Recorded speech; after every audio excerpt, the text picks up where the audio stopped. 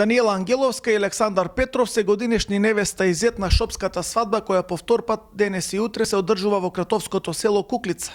Манифестацијата започна денес со венчавка во Кратовската црква Свети Јован Крстител, каде беше крунисана љубовта на младата кратовчанка и зетот од Неготино.